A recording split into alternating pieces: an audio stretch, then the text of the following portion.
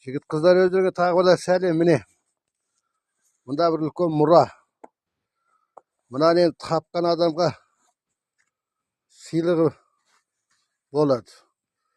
Мынаны енді не нәрсе осы менің өз әкем қолымен жасаған. Сендер алдымен осының не екенін табыңдар. Мынау ағаш. Жайған екі аш ағаш. Мында екі жағында екі теріден жасаған тұлып секілді нәрсе бар.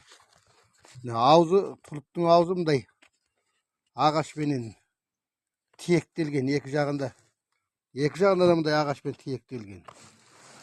Мынаны көрдіңдер ме, мына ғажапты? Мынау адамның пұтына киетін шалбар секілді тәрізді, былай қарағанда көрдіңдер ме?